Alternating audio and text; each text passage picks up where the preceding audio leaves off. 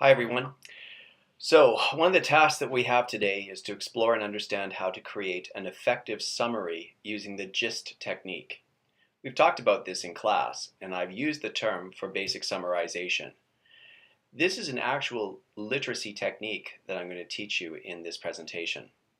Summarizing is a true art form, and it allows you to take a larger document and really touch base with what it's trying to say. It helps you to solidify the information while expressing what you've actually learned from it.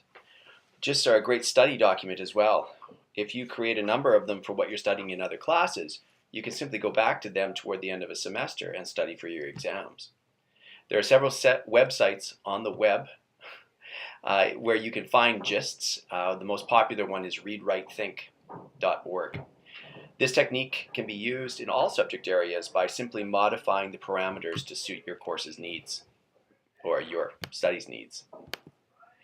So what is it? It's a simple yet effective way to have you re-engage with your learning using the vocabulary of that subject while condensing its content.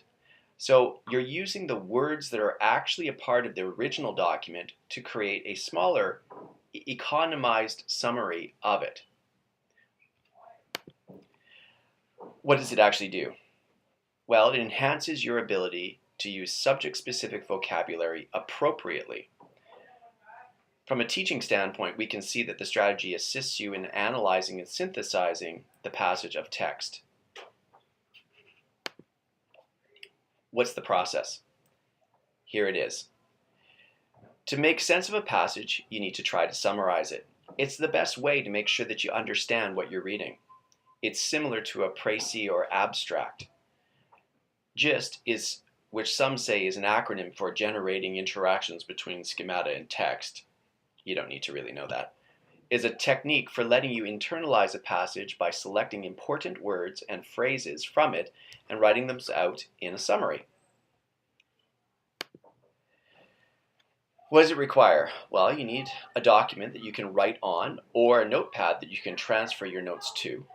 You need a highlighter or pen and pencil for underlining and writing. And a graphic organizer is sometimes also in order for you to use.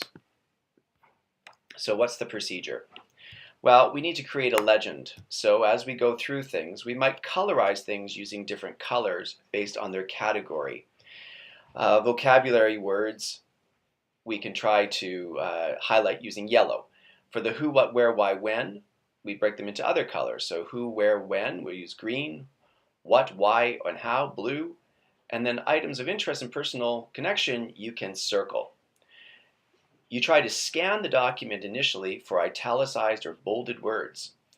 You need to take note of any lists or examples. Then you need to read the text once without doing anything to it and let the information wash over you. So as a table group, we're going to start to get into one of these, and we'll try to further understand it.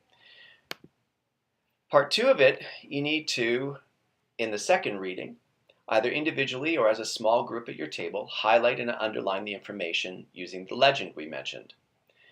You need to look up any words that are unfamiliar to you, and then you need to transcribe the vocabulary that you highlighted and try to categorize the words while looking for synonyms. Using the funnel technique or the P technique, you then compose a GIST paragraph, trying to be as economical with the words you choose, while incorporating the document-specific vocabulary that you highlighted. So, now it's going to be your turn. Wait for part 2.